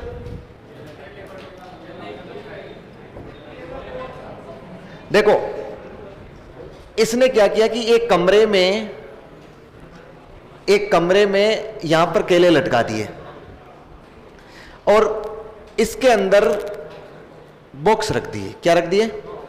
ये बॉक्स थे भाई, क्या रख दिए? बॉक्स। पहले बार प्रयोग में तो इसने एक ही बॉक्स रखा, अंदर इसने बहुत सारे चिंपांजी को छोड़ दिया। इस अकेले को नहीं छोड़ा है, बहुत सारे, लेकिन ये काम का एक ही निकला था, इसलिए हमें पढ़ते इसको ही है। बहुत सारे चिंपांजी को छोड़ दिया, तो वो चिंपांजी प्रयास कर रहे हैं कि उन केलों को प्राप्त कर लिया जाए। क्या कर लिया जाए? केलों को प्राप्त कर लिया। जितना प्रयास करना था उतना प्रयास कर लिया, उछल उछल के, कूद कूद के, लेकिन नहीं मिले। आखिर में सुल्तान जो था ना, ये सुल्तान ये शारीरिक प्रयास कंप्लीट करने के बाद थक कर बैठ गया एक जगह। लेकिन देखो, जब व्यक्ति या कोई प्राणी जब शारीरिक प्रयास से थक जाता है तो क्या वो मानसिक प्रयास से भी थक जाता है क्या? कोई भी समस्या का जब तक समाधान नहीं होता है, बताओ चिंतन चलता रहता है कि नहीं चलता रहता है? उसके सामने समस्या थी, वो चिंतन कर रहा था और वो एक जगह बैठ गया और पूरे कमरे को अवलोकित कर रहा है। वो पूरे कमरे को देख रहा है, मतलब उस समस्या को बहुत ध्यान से और संपूर्णाकार में देख रहा है और देख रहा है। फिर देखते देखते अचानक से उसके एक सूझ उत्पन्न हुई। उसने कहा, यार ये बॉक्स क्यों पड़ा है? वो उस बॉक्स के पास गया, उस बॉक्स को खींचा और केलों के नीचे ले आया और उसके ऊपर चढ़ गया और केले उतार लिए। ये एक स्टेप का प्रयोग था। अगले स्टेप में उसने थोड़े से केलों को और ऊपर रखा, बॉक्स थोड़े छोटे कर दिए, लेकिन एक से ज्यादा बॉक्स अलग अलग जगह रख दिए उसने। वही सुल्तान जाके बॉक्स को खींच के लाया, उस बॉक्स पर चढ़ा, लेकिन केले नहीं मिले। प्रयास करता रहा, नहीं मिले। दूसरी स्थिति में वो थक कर जब बैठ गया तो सोच रहा था और फिर अवलोकित कर रहा था। फिर उसने देखा, यार एक बॉक्स और पड़ा है ना। वो गया उस बॉक्स के पास, उस बॉक्स को उठा के उसके ऊपर रखा और उसके ऊपर चढ़ के केले प्राप्त कर लिए। इसी प्रकार का प्रयोग इसने छड़ी के साथ किया। अब की बार केले यहां पर थोड़ी सी खिड़की लगा के जिसमें से चिंपांजी बाहर नहीं आ सके और यहां पर केले रख दिए और अंदर बॉक्स की जगह उसने स्टिक रख दी। स्टिक मतलब छड़ी, और छड़ी ऐसी थी जो एक दूसरे में जॉइंट हो सकती थी। छोटी छोटी छड़ियां रख दी इतनी इतनी, और वो एक दूसरे में, छड़ी मतलब लकड़ियां, समझ पा रहे ना, एक दूसरे में जॉइंट हो सके। वो बहुत सारे बंदरों को उसके अंदर छोड़ दिया गया, लेकिन उनमें से उन्होंने सबने प्रयास किए उधर से कि कैसे न कैसे करके वो केले प्राप्त हो जाए। नहीं मिल रहे तो थक हार के वो बैठ गया और सुल्तान बेटा बेटा सोच रहा है। अचानक से उसको वो छड़ी दिखाई दी, उसने उस छड़ी को लिया और केलों को प्राप्त कर लिया। अगली सीढ़ी में उसने केलों को और दूर रख दिया, सेम प्रयोग दोहराया गया और वो उन जब केले प्राप्त नहीं हुए, नहीं मिले, तो उन छड़ियों को उसने हाथ में ले रखा है और उन छड़ियों से खेल रहा है और सोचता जा रहा है कि कैसे केले प्राप्त हो। अचानक से वो दोनों छड़ियां आपस में जुड़ गई और जैसे ही जुड़ी उसके सूझ उत्पन्न हो गई। जितनी भी छड़ियां थी उसको उठा के लाया और उसमें ज्वाइंट कर लिया और क्या प्राप्त कर लिए? केले प्राप्त कर लिए। ये प्रयोग किसने किया? कोहलर ने, सूझ एवं अंतर्दृष्टि का। अब मुझे बताना शुरू करो, क्या बताओगे? शैक्षिक महत्व। मुझे पहले तो ये बताओ, ये सिद्धांत संवेदी अधिगम पर बल देता है या पेशीय अधिगम पर बल देता है? किस पर? पेशीय पर, संवेदी पर, दोनों पर देता है क्या? दोनों पे देता है। कार्य भी तो कर रहे हैं। अच्छा मुझे ये बताओ, वो सीखा कैसे है? करके सीखा है कि समझ के सीखा है? लड़ाई किस बात की है? हमारे बालक को सिखाना है, कैसे सिखाना है? करके सिखाना है कि समझ के सिखाना है? बालक को एक गणित का सूत्र सिखाना है, बालक को समझ के सिखाना है, तो उससे पहले उस बालक को कहोगे 3 चक्कर लगा गया स्कूल के, पहले शारीरिक क्रिया कर तब जाके समझाऊंगा। भाई उसको कैसे सिखाना है? समझ के। देखो ये सिद्धांत, बाद में क्या हुआ क्या नहीं हुआ उसको मत जाइए प्रयोग पर। ये मूलतः कोहलर हमें ये समझाना चाह रहा है कि बालक सीखता कैसे? समझकर। यदि वो पेशीय तरीके से सीखता तो वो केले प्राप्त हो जाते। क्या उन्होंने पेशीय तरीके से केले प्राप्त किए? क्या करके ऐसे कुछ सीखा है क्या उसने कि केले प्राप्त कर लिए? पेशीय तरीके से तब होता जब वो रोजाना प्रैक्टिस करता, वहां से आता और उछलता, फिर दूसरे दिन आता फिर उछलता, रोजाना 1-1 इंच बढ़ता आगे, वो करके सीखना होता। और 30वें दिन केले प्राप्त कर लेता। उसे क्या बोलते हैं हम लोग? करके सीखना। उसने प्रैक्टिस करके सीखी है। देखिए यह सिद्धांत किस पर बल देता है? संवेदी अधिगम पर बल देता है। मतलब समझकर सीखने पर आधारित एक नहीं है। किस पर आधारित है? समझकर सीखने पर आधारित एक नहीं है। अच्छा मुझे बताओ, इस सिद्धांत में समस्या को पूर्ण रूप में देखा गया है कि नहीं देखा गया है? फिर समस्या का समाधान मिलने पर उसके अंशों के रूप में उसका हल किया गया है कि नहीं किया गया है? पहले एक बॉक्स का लाना, फिर दूसरे बॉक्स का लाना, अंशों के आधार पर हल हुआ है समस्या का समाधान। इसका मतलब ये पूर्ण से अंश की ओर शिक्षण सूत्र पर आधारित एक नहीं है। जो आपका टीचिंग वो शिक्षण सूत्र होता है ना, पूर्ण से अंश की ओर, उस पर आधारित एक नहीं है। फिर मुझे बताइए, ये समझ के सीखने पर आधारित है, ये इसका प्रयोग हम लोग, अच्छा इसमें अधिगम जो है ना, इसमें अधिगम वो अचानक उत्पन्न सूझ पर आधारित है कि नहीं है? बताओ, बालक का सीखना अचानक से उसके मस्तिष्क में उत्पन्न सूझ पर आधारित है कि नहीं है? बालक सीखा कैसे? अब चिंपांजी को किसी भी स्टेज में, किसी भी कमरे में ले जाकर बॉक्स रख दोगे, ऊपर केले लटका दोगे, तो वो उसको सोचना नहीं पड़ेगा, वो तुरंत उस बॉक्स के नजदीक जाएगा और उसको खींचेगा और उतार लेगा। और बॉक्स की जगह यदि दूसरा आइटम भी आपने रख दिया ना, दूसरा वस्तु भी रख दिया, तो भी वो उसको खींच कर ले आएगा। बताओ एक बार में सीख गया कि नहीं सीख गया उस समस्या का समाधान? तो अचानक जो उत्पन्न सूझ हुई है उस पर आधारित एक नहीं है अधिगम। अच्छा मुझे बताओ, ये इस प्रकार का सीखना छोटे बच्चों के लिए ज्यादा उपयोगी है कि बड़े बच्चों के लिए ज्यादा उपयोगी है? क्या छोटे बच्चों में इतनी सूझ हो सकती है? क्या अमूर्त चिंतन नहीं होता है ना? होता तो है लेकिन इतना नहीं होता। ज्यादा उपयोगी किसके लिए है? छोटे बच्चों को तो कैसे सिखाना पड़ेगा? करके सिखाना पड़ेगा, और ये समझ के सीख सकते हैं। इसका मतलब ये बड़ी कक्षाओं के लिए, बड़ी कक्षाओं मतलब उच्च कक्षाओं के लिए ज्यादा उपयोगी है। अच्छा फिर मुझे बताओ, ये मंद बुद्धि बालकों के लिए ज्यादा उपयोगी है, तीव्र बुद्धि बालकों के लिए ज्यादा उपयोगी है? मंद बुद्धि बालक के मस्तिष्क में सूझ नहीं आती है, बहुत मुश्किल होता है, बहुत मुश्किल होता है कि उसको कोई आइडिया आ जाए दिमाग में। मंद बुद्धि बालक जो होता है ना, चाहे कितनी भी कक्षा में पढ़ रहा होगा, कितनी भी कक्षा में पढ़ रहा होगा, उसको आपने कितनी भी बार समझा दिया ना, फिर भी नहीं समझ पाएगा, वो समझ नहीं पाएगा। तो उसको क्या करना पड़ेगा? करके सिखाना पड़ेगा। इसलिए कहते हैं लातों के भूत, वो लातों के भूतों के काम का ये सिद्धांत नहीं है। ये सिद्धांत किसके काम का है? ये सिद्धांत मैं कह सकता हूं ना, प्रतिभाशाली बालकों के लिए ज्यादा उपयोगी है। छोटे वालों के लिए भी हो सकता है लेकिन प्रतिभाशाली के लिए ज्यादा उपयोगी। अच्छा मुझे बताइए, ये जो है ना, ये सिद्धांत, इस सिद्धांत में कोई भी समस्या आई है उसके बारे में संपूर्ण आकार में देख के उस समस्या को समाधान करने के लिए योजना बनाई गई है कि नहीं बनाई गई है? बताओ, किसी भी प्रकार की कोई भी योजना बनाने में, किसी भी प्रकार की कोई भी योजना बनाने में इस सिद्धांत का प्रयोग किया जा सकता है कि नहीं किया जा सकता है? मुझे बताओ, रणनीति बनाने में यह सिद्धांत सहायक है कि नहीं है? भाई समस्या का समाधान कैसे करना है, इसके लिए पहले आप समस्या को संपूर्ण में देखें, उसके लिए क्या बनाइए? रणनीति बनाइए। योजना बनाने में, रणनीति बनाने में। अच्छा मुझे बताओ, इस सिद्धांत द्वारा, ये सिद्धांत जैसे गणित हुआ, व्याकरण हुआ, ऐसे लॉजिकल तार्किक विषयों को हल करने में ज्यादा उपयोगी होता है कि नहीं होता है? जैसे कौन से विषय, जैसे बहुत कठिन विषय हैं, तार्किक विषय हैं, कौन कौन से हैं? जैसे उदाहरण के रूप में हम लिख सकते हैं, गणित है, व्याकरण विषय है, ये बहुत लॉजिकली होते हैं। ये गणित, व्याकरण, रीजनिंग जैसे सब्जेक्ट नहीं है, हर एक को समझ में नहीं आते हैं।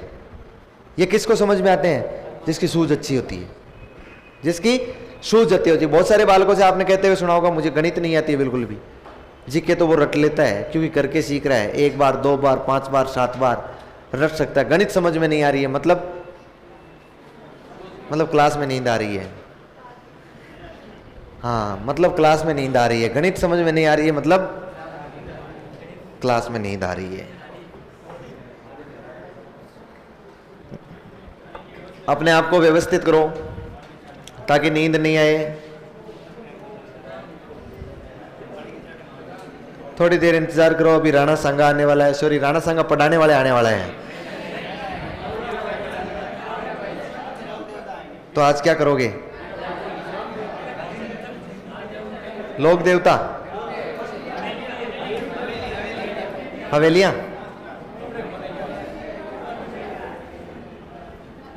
अच्छा एक वो डायलॉग किसका प्रसिद्ध हुआ है, आ जाना हवेली पे, आओ कभी हवेली पे, हैं? पटवों की हवेली, नतमल की हवेली, उसकी हवेली, इसकी हवेली, हमारी कब बनेगी हवेली? चलिए आगे चलिए।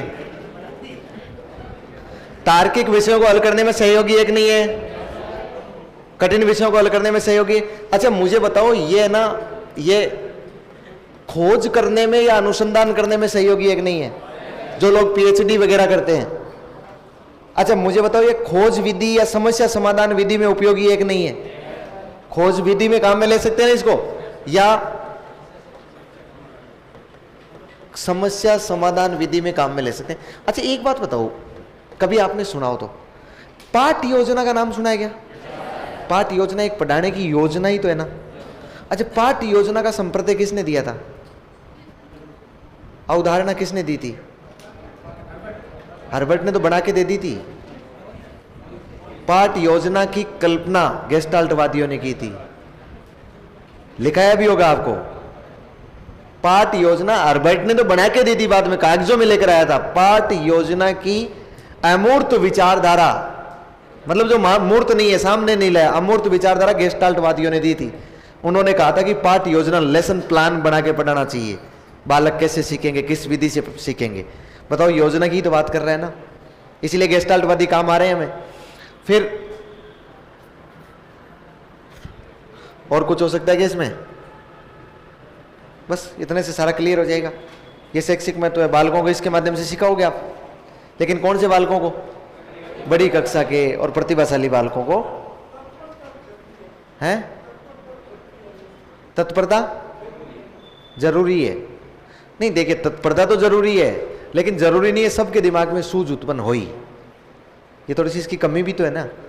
सब बालक इसके द्वारा थोड़ी सीख सकते हैं, सब बालक इसके द्वारा नहीं सीख सकते। सूझ उत्पन्न हो सब बालकों के दिमाग में। कई बालकों के दिमाग में तो सूझ अपने आप उत्पन्न हो जाती है, कईयों के दिमाग में 10 बार उत्पन्न करवाओगे फिर भी नहीं होती है, फिर भी वो नहीं समझ पाते हैं उस चीज को। बोले सर दोबारा बताओ, इसको फिर दोबारा बताओ, इसको फिर दोबारा बताओ।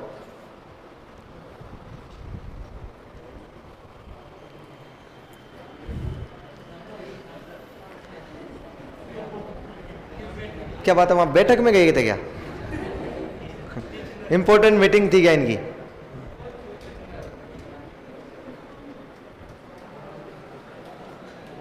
अच्छा चलिए, हम कहां तक चलिए? शैक्षिक महत्व लिखो।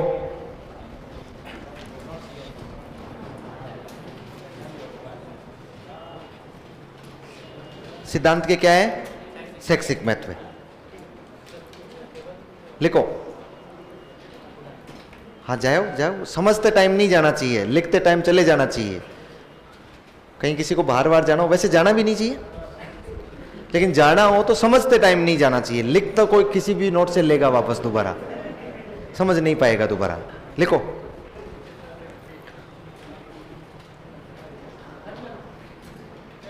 किस पर आधारित है? लिखो। संवेदी अधिगम पर आधारित है। अच्छा संवेदी अधिगम पर आधारित होगा तो किस प्रकार का होगा? व्यवहारवादी होगा, संज्ञानवादी होगा? संज्ञानवादी। लिख लो, संवेदी अधिगम पर आधारित है। अगला लिखो, समझकर सीखने पर आधारित है।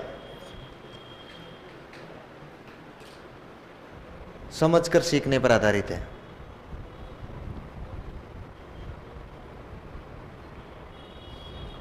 समझकर सीखने पर आधारित है। अगला लिखो, पूर्ण से अंश के शिक्षण सूत्र पर आधारित है। पूर्ण से अंश के शिक्षण सूत्र पर आधारित है।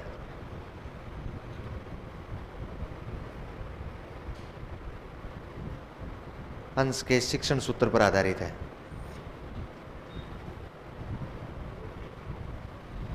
आगे लिखो।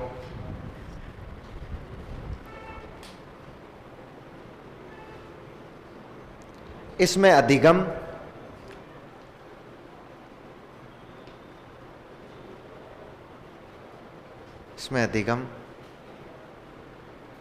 समस्या के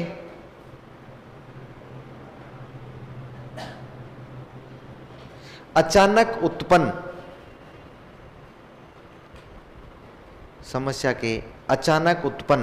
समाधान पर आधारित है।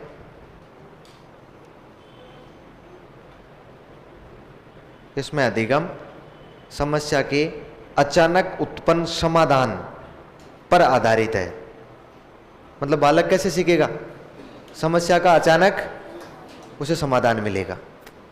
नेक्स्ट लिखो। ये उच्च कक्षाओं के लिए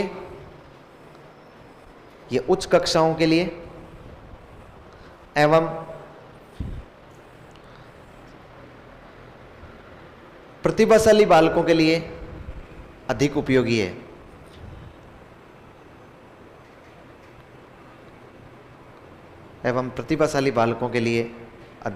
है।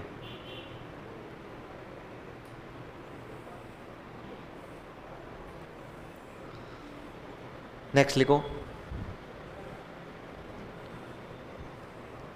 ये योजना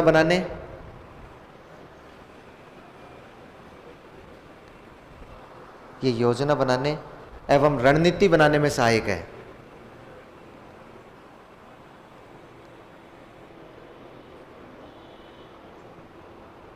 ये योजना बनाने एवं रणनीति बनाने में सहायक है।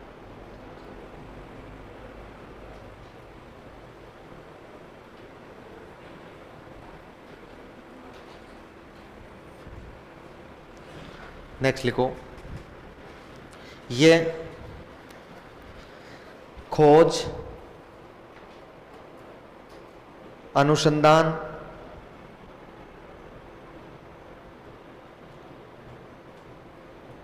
आदि में अधिक उपयोगी है।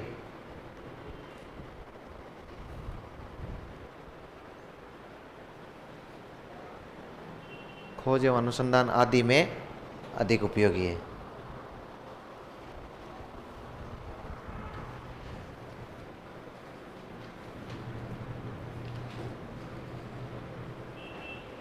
नेक्स्ट लिखो। यह गणित एवं व्याकरण जैसे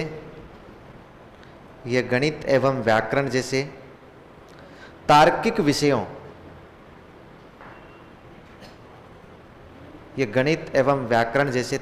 विषयों को सीखने के लिए अधिक उपयोगी है। सीखने के लिए अधिक उपयोगी है।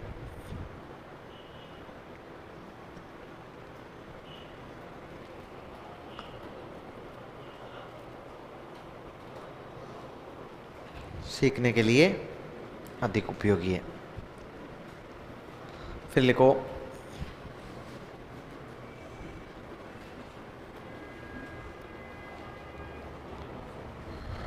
अब तो क्या लिखोगे? हो गया? अच्छा, एक बात और सुनो ना।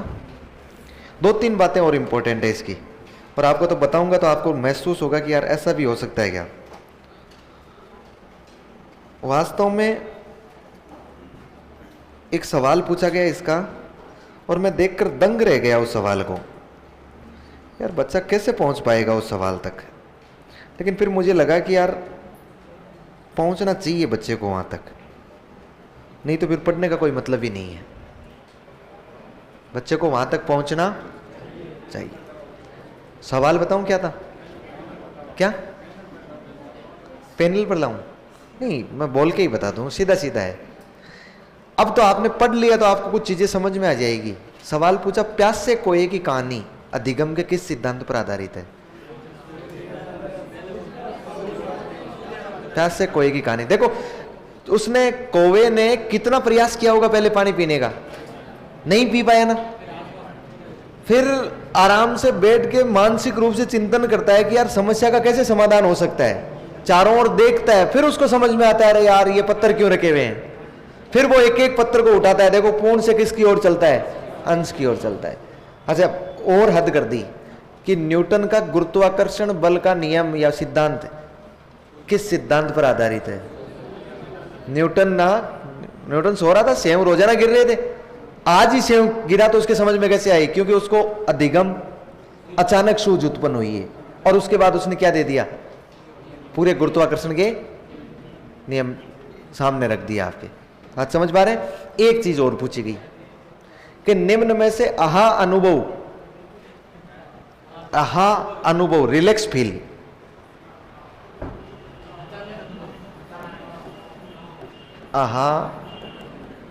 देखो जब हम लोगों के सामने कोई समस्या हो और वो समस्या चलती जाती, गणित का सवाल मिला रहे हैं, गणित का सवाल को 3 बार मिला लिया, सवाल नहीं निकल रहा, दिमाग खराब हो रहा है, और अचानक से उसकी समस्या का समाधान हमें मिले, अरे यार ये 2 की जगह मैंने 3 लिख दिया, यही था क्या?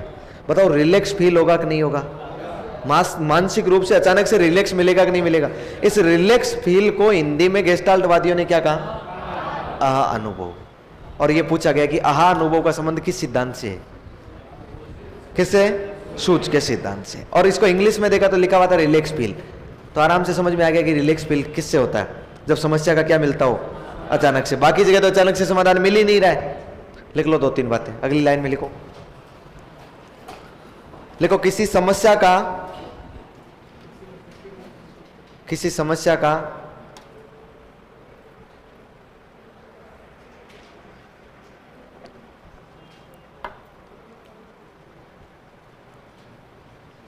अचानक समाधान मिलना, किसी समस्या का अचानक समाधान मिलना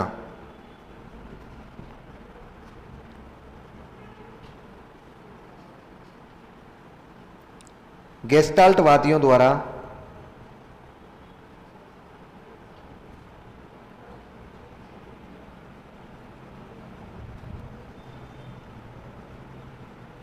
अचानक समाधान मिलना गेस्टाल्टवादियों द्वारा आहा अनुभव, कोष्टक में लिखना रिलैक्स फील,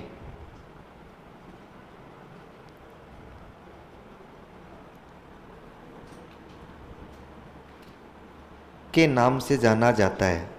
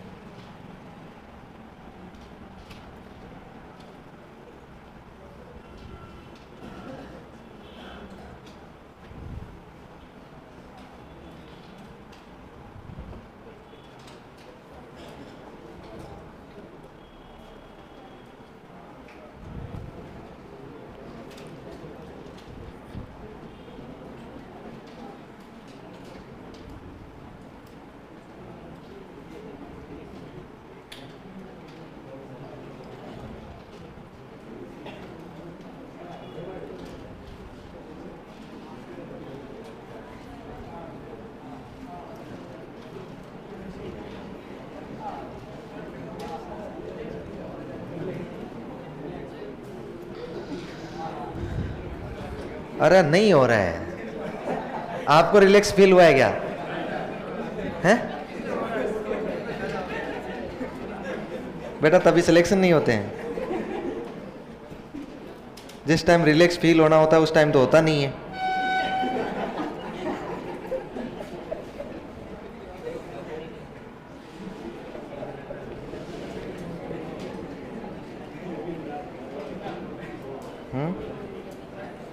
जिस दिन सिलेक्शन होगा गेस्टाल्टवादी याद आएंगे कि नहीं आएंगे? रिलैक्स फील होगा, जैसे ऐसा लगेगा दिमाग से 2-2.5 क्विंटल वजन साइड में रख दिया गया है। फिर धीरे धीरे वो अलग बात है कि वापस वजन आने लगेगा और वो उससे भी ज्यादा आ जाएगा। आपको क्या लगता है नौकरी लगने से सब कुछ खत्म हो जाएगा? नौकरी लगने से वो वजन ज्यादा हो जाएगा, लेकिन एक बार का उतरेगा। लेकिन अब की बार जो वजन आएगा ना उसको फिर उठाने में मजा आएगा। अब जो वजन है ना वो तो फोकट में ही उठाना पड़ रहा है, वो तनाव उत्पन्न कर रहा है, वो तनाव उत्पन्न नहीं करेगा, फिर तनाव पैदा नहीं करेगा। हो गया? दो सब नीचे और लिख लो। प्यासे कोए की कहानी, प्यासे कोए की कहानी एवं न्यूटन का गुरुत्वाकर्षण सिद्धांत। प्यासे कोए की कहानी, once upon a time there was a crow, thirsty crow, once upon a time there was a कागला, ही वाज सिटिंग ऑन डागला। डागला, डागला समझते हो? डागला मतलब छत। ही वॉज वेरी तीसा, तीसा मतलब प्यासा है। हाँ, ये तो उपलब्धि होनी चाहिए, आपको मानना चाहिए कि देखो कितनी भाषाएं आ रही हैं। हाँ, उसके बाद तो क्या होता था तो नहीं। लिखो, प्यासे कोई की कहानी एवं गुरुत्वाकर्षण, न्यूटन का गुरुत्वाकर्षण का सिद्धांत इसी सिद्धांत की देन है, सॉरी इसी सिद्धांत पर आधारित है, इसी सिद्धांत पर आधारित है।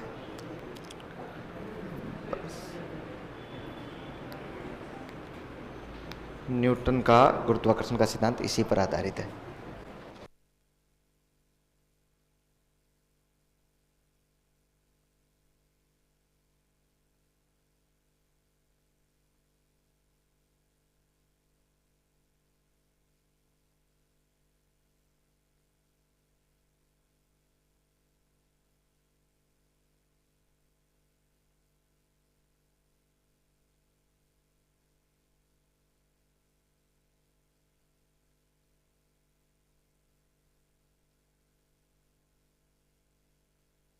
ये है, समझते कुछ नहीं है। चलो लिखो रे,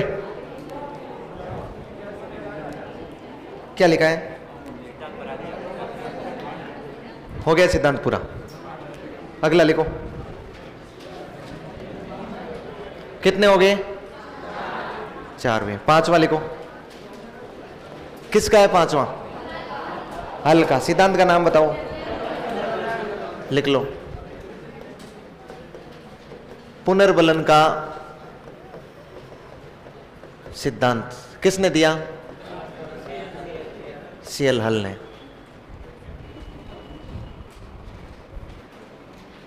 किसने दिया है? सीएल हल ने। कहां का रहने वाला है? Very good, America. बता सकते हैं कि प्रयोग किस पर किया? चूहे पर। ये लो, क्या बोलेंगे इंग्लिश में?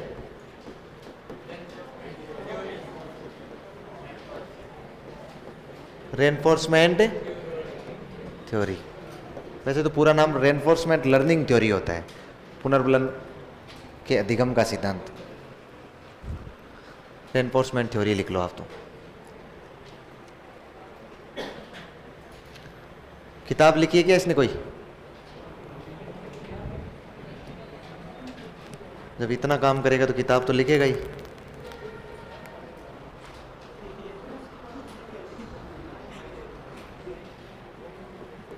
The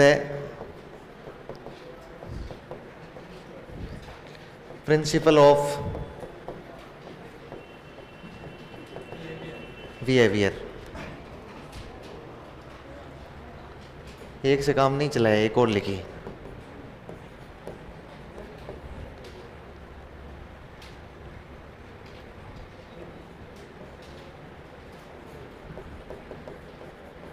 A behavior system, the principle of behavior, a behavior system। क्या हो गया?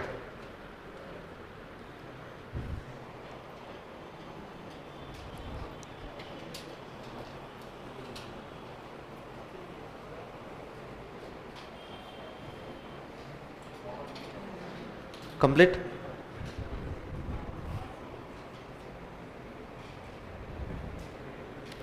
अब लिखो इसके उपनाम।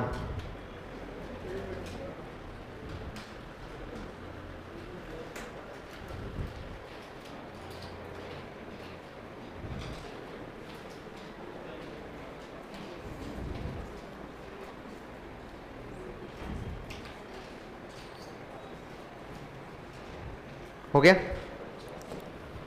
उपनाम लिखो। प्रबलन का सिद्धांत,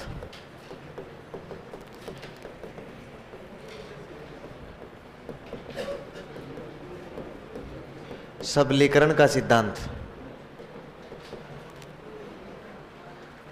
प्रबलता का कहे तो भी यही होगा ना, प्रबलन का सिद्धांत, सबलीकरण का सिद्धांत, चालक न्यूनता का सिद्धांत,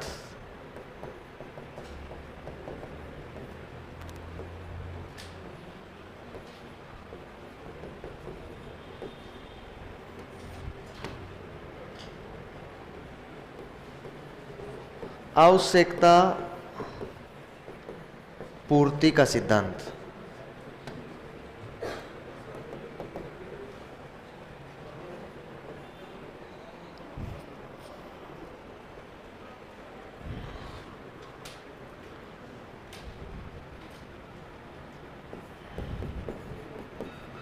गणितीय निगमन का सिद्धांत,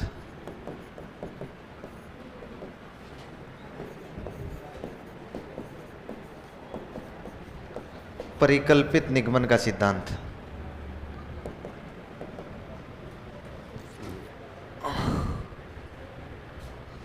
इनकी अंग्रेजी लिख दूं, कल और लिखना पड़ेगा। तो एक नाम तो लिख ही लेने दो यार, बात इज्जत रह जाए मेरी। सतत एवं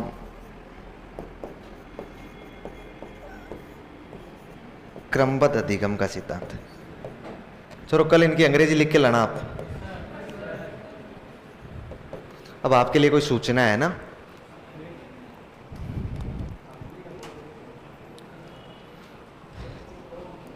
ये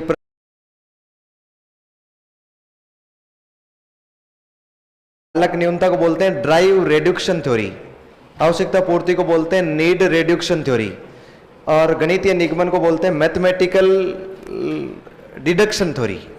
डिडक्टिव और इंडक्टिव होता है ना, और परिकल्पित को बोलते हैं हाइपोथेटिकल डिडक्शन थ्योरी, और इसको continuous learning theory. Okay, thank you.